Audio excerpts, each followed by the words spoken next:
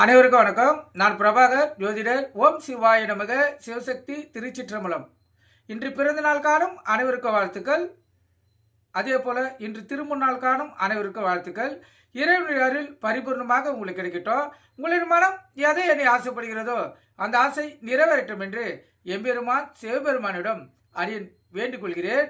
இப்போ நான் என்ன சொல்ல போறேன்னா, மாதத்திலே சிறந்த மாதம் மார்கழி மாதம் நாளை பிறகுது. கருத்தில் கொள்ளுங்க. மார்கழி மாதத்தில் செய்யக்கூடியவை சொல்ற கருத்தில் கொண்டு பயன்பெறுங்க. மார்கழி மாதம் பிரம்ம முகூர்த்தத்திலேயே கண் விழிக்க வேண்டும். அதாவது 4:30 6 மணிக்குள்ள கண் விழிச்சிடணும். மார்கழி மாதம் விரதம் இருந்து விஷ்ணுவை வழிபட்டால் தோசைகள் நீங்கி செல்வ செழிப்பு உண்டாகும். அதே போல திருமணம் நடக்காதவங்களுக்கு திருமணம் நடக்கும். குழந்தை பாக்கி இல்லாதவங்களுக்கு குழந்தை பாக்கி ஏற்படும். உடல்வாதிகள் பாதிக்கப்பட்டவர்களுக்கு உடல்வாதிகள் நீங்கும். ஏன்னா மார்கழி மாதத்தில் அபூர்வ சக்திகள் பூமிக்கு உலா வரும். கருத்தில் கொள்ளுங்க.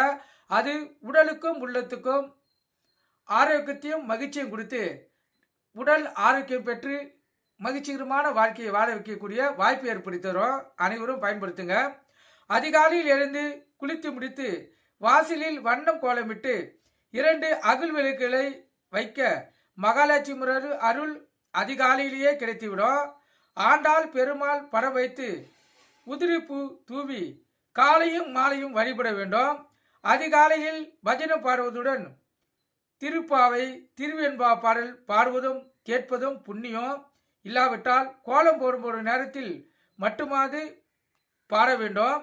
மார்கழி மாதத்தில் திருமணத்துக்கு வரன் பொருத்தம் பார்ப்பதோடு ஜாதகம் பரிமாற்றமும் கர்ப்பிணி பெண்களுக்கு சீமந்தமும் செய்வது மிகவும் சிறப்பு.